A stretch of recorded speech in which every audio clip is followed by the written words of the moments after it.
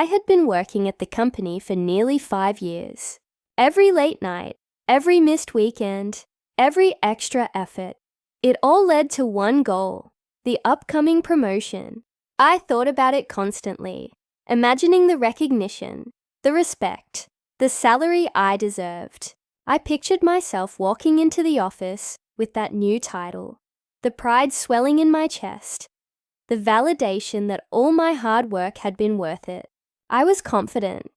I had earned it. Or at least, that's what I believed. Then came the meeting that shattered everything.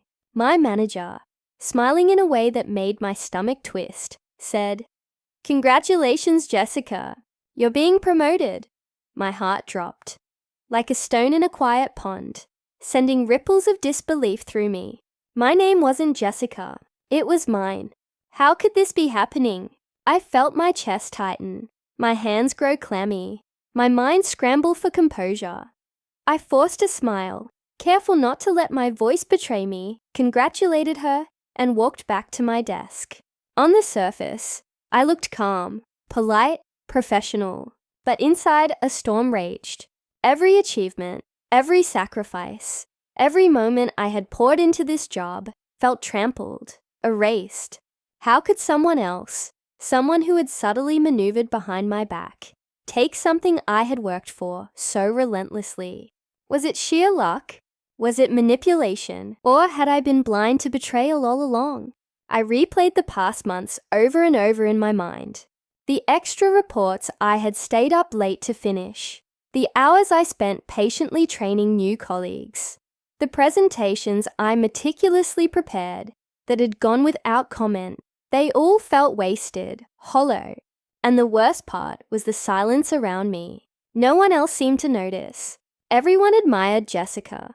They thought she was competent, charming, hardworking. They saw a polished professional. I saw the truth. She had been careful, cunning even, slipping in small sabotages, tiny lies, subtle manipulations that made me appear careless, distracted, unworthy. Anger, disbelief, and heartbreak swirled together, making it hard to breathe. But amidst the chaos of emotions, a grim clarity began to form. I realized I had two choices. I could sink into despair, letting this betrayal define me, or I could rise, carefully, deliberately, and reclaim what was mine in a way she would never see coming. I wasn't ready to accept defeat. Not now, not ever. Something deep inside me sparked. A quiet determination, a burning need to set things right. And in that moment, the thought of revenge, patient, calculated, inevitable, took root. I started paying much closer attention to everything around Jessica. Every minor mistake that seemed to happen when she was near suddenly made sense. That misfiled report I had spent hours correcting, she had helpfully offered to handle it, and quietly ensured it looked like my fault. The emails that never reached their destination, she had intercepted them, leaving tiny gaps that made me appear careless. Even my manager's subtle doubts, those fleeting questions about my attention to detail, now revealed themselves as carefully planted seeds, designed to make me look unreliable without anyone realizing it. It was maddening. I watched as my coworkers, completely unaware of her manipulations, praised her for her competence, her charm, her dedication. And there I was, invisible, my efforts erased, my hard work ignored. But I realized quickly that confronting her directly would be dangerous. She was clever and always one step ahead.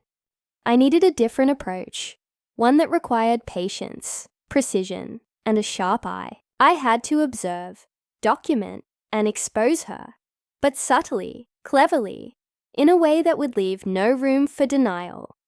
So, I became invisible.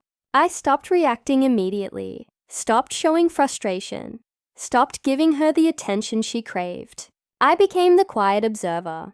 I watched her emails, noticing patterns in her phrasing, in the timing of her messages. I listened closely in meetings, paying attention to the little things she said, the hints of manipulation, the people she leaned on for support. I began to understand who she trusted, and more importantly, who she manipulated, carefully building a mental map of her schemes. The more I dug, the clearer it became. She wasn't just ambitious. She was dangerous, strategic, someone who could destroy anyone who threatened her path if given the chance. And yet, despite her skill, she was human. She had a weakness, a flaw that would one day show itself. That day came sooner than I expected. In a conversation with a few co-workers, she bragged, just a little too loudly, about how she handled the promotion. She didn't mention me at all. That slip, that tiny crack in her carefully constructed armor, was all I needed. I allowed myself a quiet, satisfied smile behind my screen. The game had begun, and this time, I would be the one setting the rules. Revenge, I learned, was an art. It wasn't about yelling across a conference room or dragging someone's name through gossip. It was quieter, cleaner, strategy wrapped in patience, timing measured like a metronome.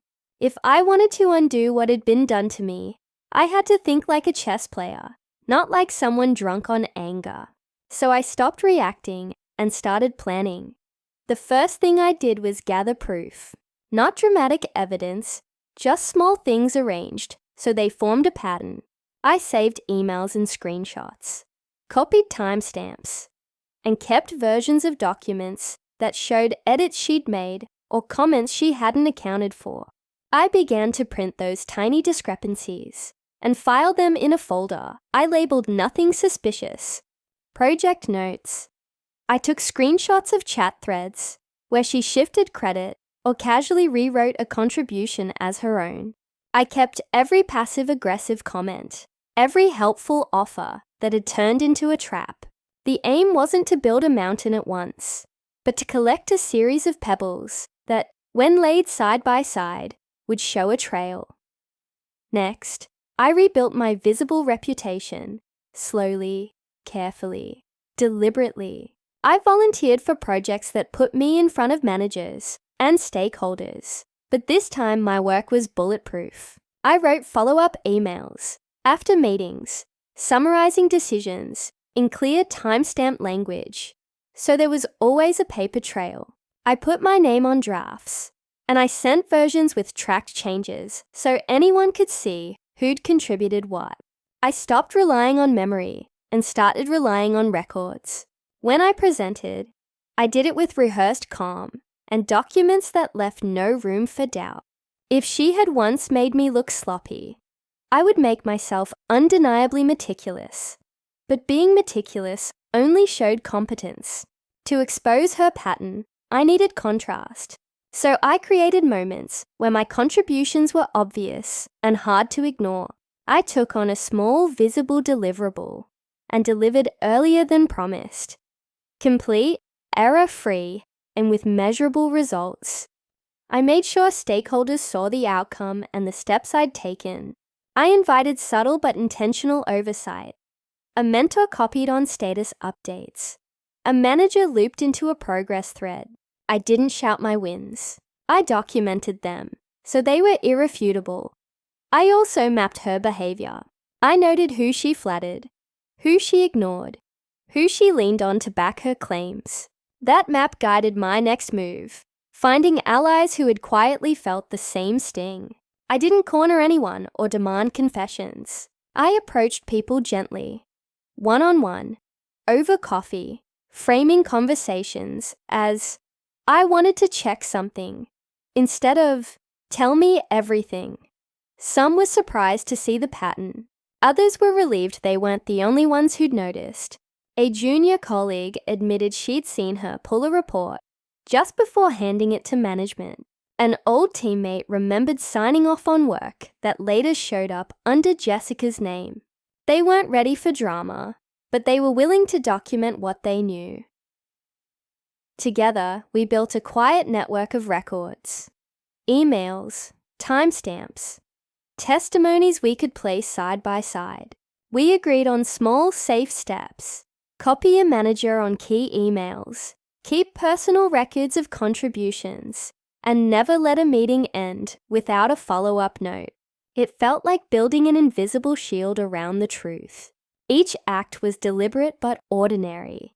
Nothing anyone could accuse us of conspiring to do. That invisibility was our protection and our leverage. As the plan grew, the excitement changed shape. It wasn't the hot thrill of imagined payback. It was a cool certainty. I felt a steady power in knowing I was no longer at the mercy of someone else's story. I had learned to turn hurt into method, betrayal into a blueprint. For the first time since the promotion meeting, anger didn't rule me. It guided a precise, patient energy that would see this through, silently, effectively, and without drama. The day finally arrived. Jessica had been preparing for weeks, and the entire office buzzed with anticipation. The executive team was coming to review her major presentation, and as always, everyone expected brilliance. She had a reputation for charm, for smooth delivery, and for taking credit wherever possible. But this time, things were different. I had spent weeks quietly preparing, observing, and documenting every detail. I knew the stakes, and I wasn't about to let this moment slip away without setting the record straight. That morning, I arrived earlier than usual, sitting at my desk with my laptop open, reviewing the notes I had meticulously compiled. Emails, edits, reports. Everything was organized, labeled, and ready to be presented if needed. I had also prepared my own version of the presentation, flawless, detailed, and factually indisputable. I didn't want to overshadow her completely, but I wanted the truth to be impossible to ignore. During the preparation meetings, I began my subtle maneuvers. In casual questions and suggestions, I highlighted inconsistencies in her reports, not aggressively, not in a way that drew suspicion, but carefully, deliberately, letting her stumble over the gaps she had created. When she gave her practice run for a smaller group of managers, I posed questions that I knew she couldn't answer convincingly. Based on the documented contributions I had prepared, each tiny pause, each hesitation was a small chink in her armor. At first, it seemed like nothing was happening. Jessica smiled, nodded, and brushed off minor concerns with her usual ease. But I could see her confidence waver in subtle ways. The fraction of a second hesitations, the way she adjusted her charts mid-presentation. When a manager pointed something out, I knew I was getting closer. When the executive team arrived, the room was filled with the usual chatter, compliments, anticipatory nods, and the subtle undercurrent of tension that always accompanies a high-stakes meeting. Jessica walked in with her usual poise, carrying her laptop and projector notes, greeting everyone with practiced smiles. I stayed quiet, observing, ready to step in only when absolutely necessary. The presentation began. Jessica spoke confidently, opening with data, charts, and a narrative she had rehearsed countless times. For a moment, it seemed like she might pull it off. But as the slides progressed, the cracks began to show. A chart didn't match the accompanying data. A timeline was off by a few critical weeks, and one of the key project milestones was missing an explanation. She tried to cover it with humor and casual remarks, but the attentive eyes of the executives caught it all. I remained calm, silently reviewing my notes, waiting for the right moment. Timing, I had learned, was everything. I didn't want to attack her prematurely or come across as petty. The goal wasn't humiliation, it was truth. And when the final question came, I knew the moment had arrived. One of the executives asked about a project she had repeatedly claimed full credit for. It was the project where I had spent weeks coordinating teams, drafting proposals, and finalizing reports. Every document, every email, every approval was in my files.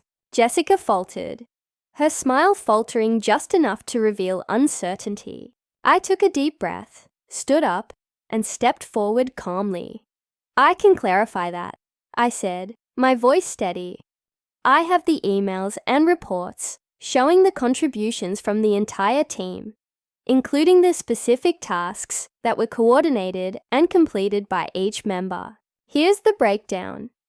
I clicked through the slides I had prepared, highlighting the work I had done, the approvals I had received, and the documented exchanges that proved my involvement. The room fell silent. Eyes darted back and forth between Jessica and me. I didn't raise my voice. I didn't make accusations. I simply presented the evidence, letting it speak for itself. Each email I displayed, each documented step I outlined, chipped away at the narrative she had so carefully built. Her confident demeanor cracked. The executives leaned forward, reading through the screenshots and slides, nodding subtly as they recognized the facts. Jessica's expression changed. The polished smile she wore so effortlessly slipped away, replaced by a flicker of panic. She opened her mouth, closed it, and tried to regain control. But every word I had documented countered her claims. The truth was visible, indisputable, and undeniable. As I continued through the breakdown, I could see her posture stiffen. She glanced around the room, likely searching for a savior, an ally who could back her up, but there was none. The evidence was overwhelming, and her usual charm could not bridge the gap between fiction and fact. She had built a persona of competence and success, but the proof in front of everyone dismantled it piece by piece. When I finished, I returned to my seat, calm and composed, leaving her to respond. She tried to speak, to offer explanations, but her words lacked confidence and clarity. The executives, now fully aware of the discrepancies, began to ask follow-up questions, each one further highlighting her missteps. By the end of the session, Jessica was left speechless, her carefully constructed image shattered. No one needed to gossip, no rumors needed to spread. The truth was on display for all to see. Her manipulation, her subtle sabotages, and her attempts to claim credit had been exposed. Not through hearsay, not through confrontation, but through undeniable documentation. The room that had once admired her now regarded her with measured skepticism, and I could see the realization settle in. The person everyone thought was brilliant had relied on deceit, and that deceit had been revealed.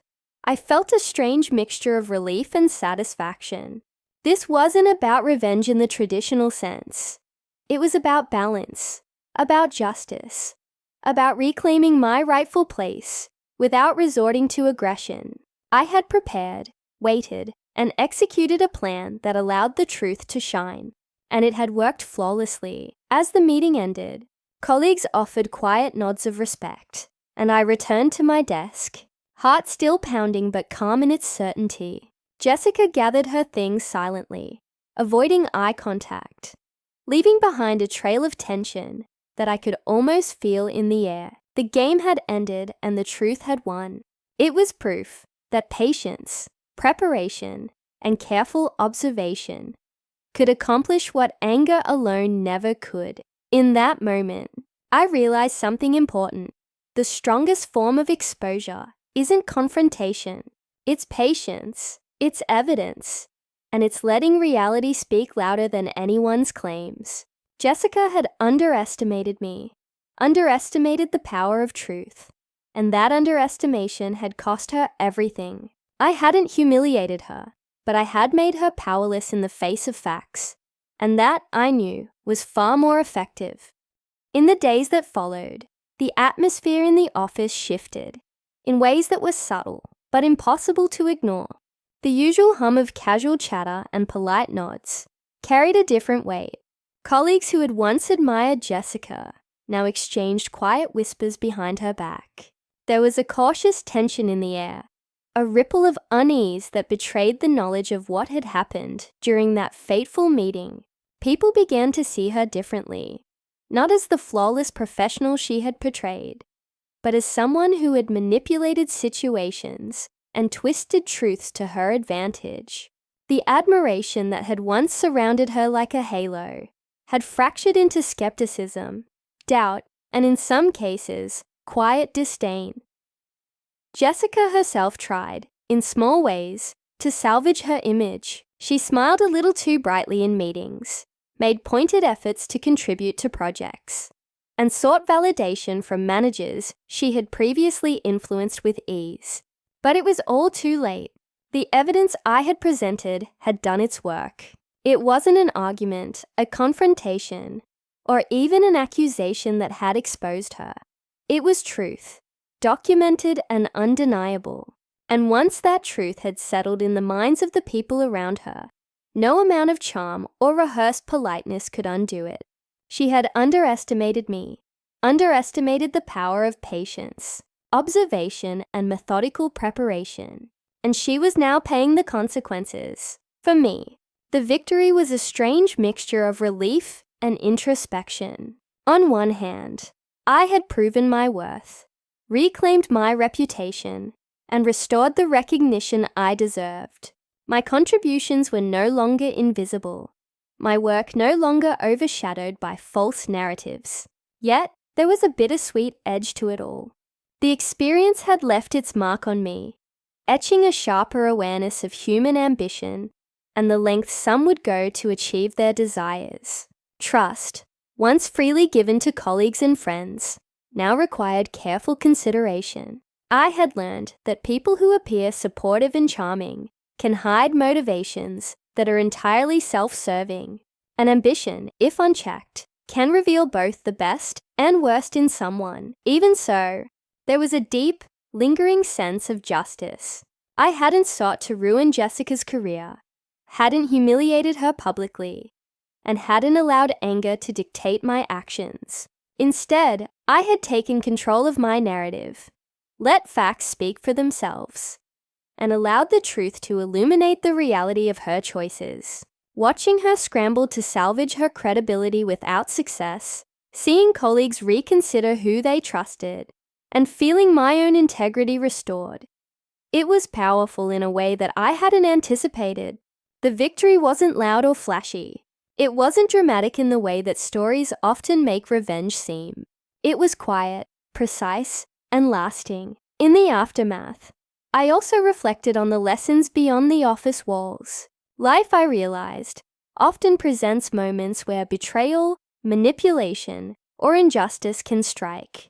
And while the initial reaction is often anger or hurt, it is patience, observation, and strategic action that bring the most lasting resolution. I had allowed myself to transform anger into method, disappointment into preparation, and betrayal into a way to assert truth. It wasn't easy, and it didn't come without emotional toll, but the outcome proved that measured. Thoughtful responses were far more effective than rash reactions. I noticed, too, the subtle changes in myself. I had gained a sharper sense of awareness, a keener understanding of people's intentions, and a confidence that was rooted not in ego, but in knowledge and preparedness. I could navigate complex situations, see through manipulations, and act with clarity and composure. And perhaps most importantly, I had discovered that reclaiming one's dignity and truth doesn't require revenge in its most destructive form. It only requires persistence, evidence, and resolve. As the days passed, the office slowly returned to its normal rhythm. But nothing was quite the same. Conversations were tinged with caution, glances carried unspoken understanding, and the subtle hierarchies of influence had shifted. Jessica, once untouchable in her aura of competence and charm, now walked a little more carefully, aware that her actions had consequences that extended beyond immediate gains. For me, the restoration of my reputation was accompanied by a quiet confidence, a knowledge that I could face challenges, stand up for myself, and reclaim what was rightfully mine without compromising my integrity. It was a lesson in patience, strategy, and self-respect. Justice, I realized, doesn't have to be loud or vengeful. Sometimes it is quiet, methodical, and undeniable. It lingers long after the initial moment, changing the way people see each other and how they choose to act. I hadn't destroyed Jessica, but I had made sure the truth was seen and recognized. And that, more than anything, felt like true power. A power grounded in fairness, clarity, and the satisfaction of knowing that the right outcome had been achieved. The experience left me wary, but stronger, cautious but wiser, hurt but empowered.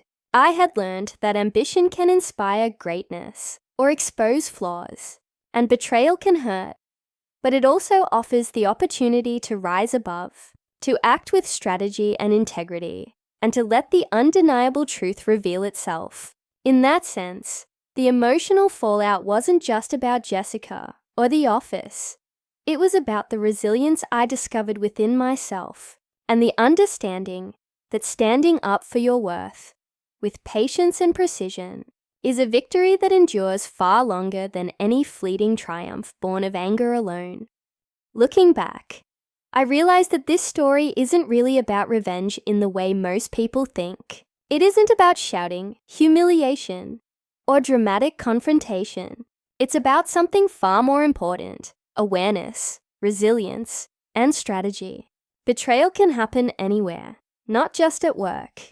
It can come from colleagues, friends, or even family members you trust completely.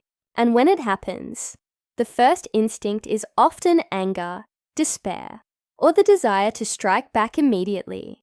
But giving up, letting someone else define your worth, or reacting impulsively isn't the answer.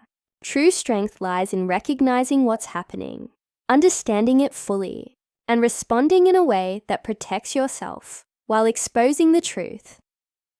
I learned that sometimes the strongest form of justice is subtle. It doesn't have to be loud or dramatic. It doesn't require cruelty or vengeance. It's careful, patient, and methodical. It's the kind of justice that's undeniable, the one that lets facts and evidence speak louder than anyone's words or lies ever could. It's about collecting the truth quietly, preparing your response thoughtfully, and presenting it in a way that can't be ignored or dismissed. That kind of approach doesn't just expose someone else, it elevates you. What I came to understand most clearly is that the most satisfying revenge isn't about ruining someone else's life. It isn't about making them suffer or feel the same pain you felt. True satisfaction comes from reclaiming yourself, your reputation, and your peace of mind. When you prove your worth through your actions, your preparation, and your integrity, you don't just restore your position, you show that deceit, manipulation, and betrayal cannot define you or your story. In every betrayal, there's a lesson if you take the time to see it. I learned to watch carefully, to wait for the right moment, and to plan with precision. Anger can cloud judgment. Haste can ruin opportunities. But patience, combined with awareness and strategy, can create outcomes that are not only fair, but lasting. I also learned that resilience matters as much as intelligence. It's one thing to see betrayal coming, but it's another to hold yourself steady while you prepare your response, knowing that the moment for action will arrive, and when it does, it will be flawless. If you've ever been betrayed, remember this: don't rush. Don't let someone else dictate your self-worth or force you into reactive choices. Observe, document, and remain patient. Build your credibility quietly. Strengthen your position without drawing unnecessary attention, and let your evidence and consistency tell the story for you. Because when you do act, it won't just be retaliation, it will be undeniable truth, backed by preparation, calm reasoning, and the certainty that justice has been served. In the end, betrayal can reveal both the worst and the best in people. It exposes selfishness, manipulation, and ambition unchecked. But it also exposes resilience, intelligence, and integrity. You discover what you're truly capable of when tested, how carefully you can plan, and how firmly you can reclaim your dignity without losing yourself in anger. That's the power I found through this experience. The power not to destroy, but to rise above, to reclaim my narrative, and to stand stronger than I ever thought possible. So, if you're facing betrayal in your life, remember this story. Watch, wait, plan. Strengthen yourself quietly. Gather your evidence, and when your moment comes, act decisively, confidently, and flawlessly. Let truth, preparation, and patience do the work for you. That is the real victory. It's subtle, enduring, and far more powerful than any fleeting satisfaction that comes from striking out in anger. Because in the end, the best revenge isn't about harming anyone else. It's about proving your own strength, reclaiming your reputation, and securing your peace of mind. And when that happens, nothing can take it away from you.